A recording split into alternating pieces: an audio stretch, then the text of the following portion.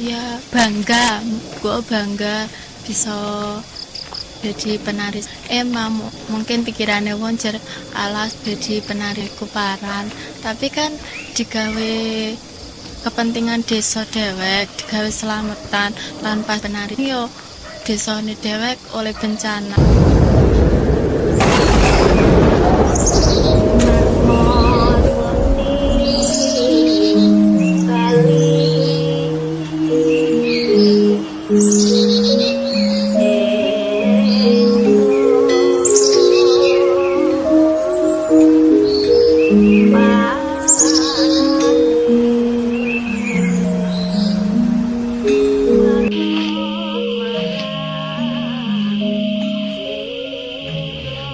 Nah, kalau saya kalau menari itu ya sudah mendarah daging nih Pak.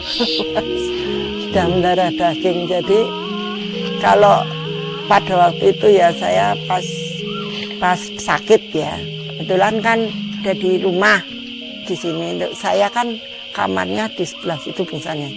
Kan mesti mendengar gamelan, mendengar. Kalau saya baru sakit rasanya seperti mau keluar gitu loh, jadi sudah mendarah daging ya.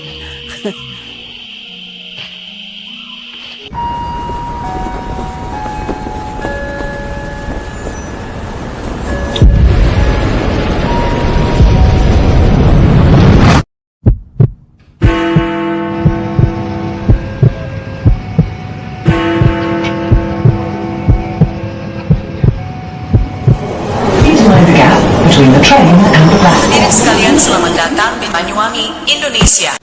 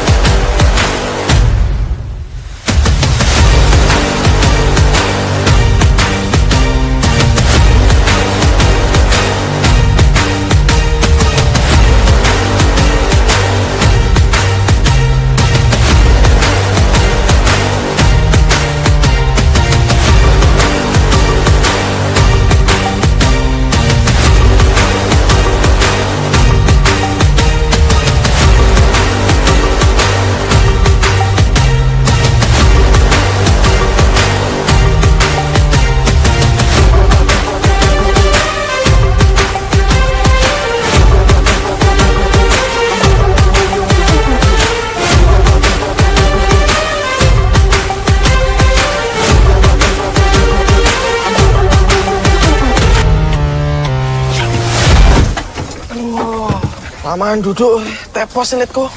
Nur, wis toto ta?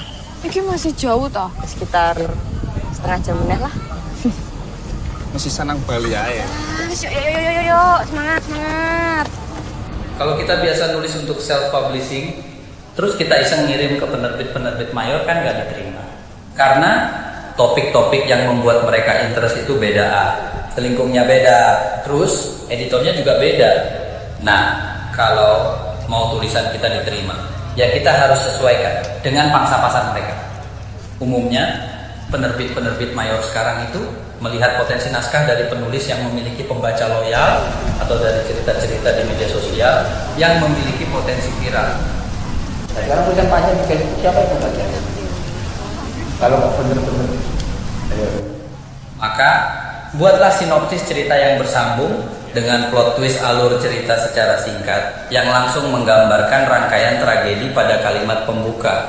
Nah, satu-satunya platform yang menyediakan tulisan cerita bersambung saat ini ya cuma Twitter, pancing rasa penasaran pembaca dengan curiosity gap dan teknik yang sedang laku di pasaran. Contoh, suatu cerita kalau kita ramu dengan buku true story sejak menit awal pasti akan memancing psikologi pembaca untuk mencari tahu. Nah, cuman masalahnya kalau kita mengangkat cerita dari kisah nyata, kita tidak bisa mengajukan hak paten untuk cerita yang sudah kita tulis. Jadi solusinya cukup gunakan kisah nyata itu sebagai tema, lalu gunakan komplemen berdasarkan kisah nyata itu sebagai umpan di awal cerita. Dengan begitu, hak paten akan bisa diajukan. Dalam rangka memperingati Hari Jadi Banyuwangi ke-239, hari ini, Minggu, tanggal 29 November 2009, acara English Language Training and Guiding for the Community-Based Tourism Group for Cultural Village dari mahasiswa jurusan Bahasa Inggris Angkatan tahun 2005 kembali digelar. Pelaksanaan acara Cultural Tourism saat ini bertempat di Desa Adat Kampung Using Kemiren. Masyarakat adat Banyuwangi yang bermukim di lereng Pegunungan Ijen memiliki kepercayaan akan keberadaan entitas spiritual dalam wujud roh-roh para leluhur yang biasa mereka sebut dengan para danyang. Mereka percaya jika sebelum mereka datang dan membuka hutan untuk dijadikan pemukiman, para danyang telah terlebih dulu menjaga dan mendiami hutan sebagai cikal bakal desa tempat tinggal mereka. Untuk menghindari segala gangguan terutama yang berkaitan dengan alam, mereka harus tetap menjaga tradisi yang mereka yakini dari generasi ke generasi. Oleh karena itu, setiap tahunnya, mereka selalu mengadakan ritual adat sebagai bentuk rasa syukur kepada Tuhan Sang Pencipta, serta untuk menghormati arwah para leluhur, dan sebagai sarana untuk tolak bala. Dalam rangka menjaga tradisi ritual ini, masyarakat adat di Banyuwangi melaksanakan ritual tari yang dimulai dengan prosesi mengelilingi hutan, yang mereka jadikan sebagai tempat tinggal. Konsep prosesi pada ritual ini diibaratkan selayaknya rotasi bumi yang melingkar dengan gunung-gunung sebagai tiang pancang di tengahnya untuk menjaga kestabilan alam dan menciptakan keselarasan hidup pada lingkar yang terdalam. Seperangkat gamelan diletakkan pada sebuah sanggar yang berada di tengah hutan sebagai pusat alunan suara yang mengundang sang penari untuk menari mengikuti alunan gamelan. Saat prosesi ini berlangsung, sang penari akan menari dalam keadaan kejiman atau kesurupan, sembari mengitari keseluruhan pusat ritual yang terdiri dari 4 penyangga yang menyerupai panggung. Siapapun kecuali penari dan penabuh gamelan dilarang mendekati lingkar terluar tanpa seizin gambu atau pawang, sebagai batas tempat larangan kecuali mereka yang telah dipilih oleh sang penari. Sebuah pondok sengaja dibangun di sebelah barat hutan yang menghadap ke timur sebagai lambang permulaan yang hanya boleh didatangi saat seluruh prosesi tari telah berakhir sebelum waktu maghrib tiba. Saat ritual berlangsung, pondok tersebut digunakan oleh para sinden untuk mendendangkan mantra-mantra magis yang sangat erat dengan sastra lisan Jawa kuno yang di dalamnya terdapat doa-doa sakral dan berkekuatan gaib. Sesudah dan sebelum dimulainya ritual tari kejiman itu, sang penari diharuskan mensucikan diri di sendang sumber mata air yang berada di dalam hutan.